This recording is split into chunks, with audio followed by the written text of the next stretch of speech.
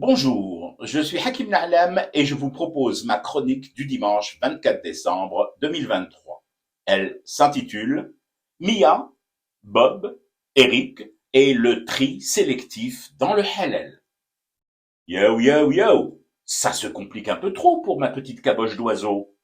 Donc si j'ai bien compris ce que j'ai lu ces dernières heures, il y a des marques halal qu'il faut aussi boycotter parce qu'elles soutiennent Israël et sont donc de ce fait devenues haram.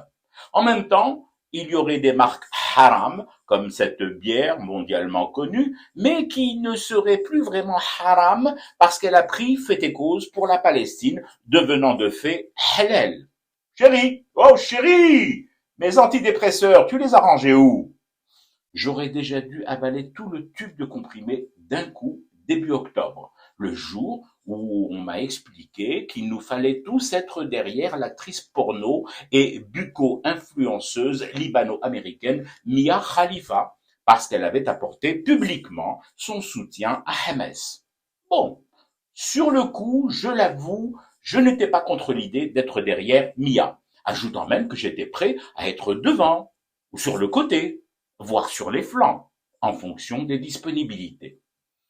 Les miennes de disponibilité ne sont pas allées plus loin, ma tendre compagne ayant introduit un code parental dans notre télé. Mais l'un dans l'autre, si j'ose dire, et tant qu'il ne s'agissait que de soutien, ça allait encore. Par contre, aujourd'hui, qu'on nous conseille vivement de faire le tri dans les labels, je m'y perds un peu. Comment reconnaître de manière sûre et du premier coup d'œil une marque classée halal, mais qui financerait en douce Tel Aviv? À l'inverse, dois-je décréter haram ma collection culte d'albums vinyles de Dylan sous prétexte que Bob n'a pas eu un mot pour Raza, les briser sur l'autel de ma jeunesse trahie et les remplacer dardard par une ballade sirupeuse de Clapton au motif que mon mur Facebook et mon fil X sont envahis d'images et de vidéos de Clapton jouant sur une guitare peinte aux couleurs de la Palestine. Un ami, un pote, fan des deux, fan de Dylan les jours de grinche et d'envie de grimper aux barricades, et fan de Clapton lorsqu'il pleut et que ta copine te dit qu'elle va passer, cet ami est venu à ma rescousse.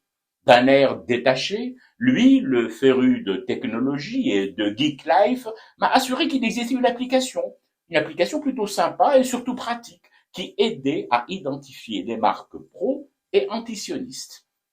Appli d'autant plus pratique qu'elle était disponible aussi bien sur iOS que sur Android. J'ai musardé dans mon store, effectivement, elle y était et en accès libre.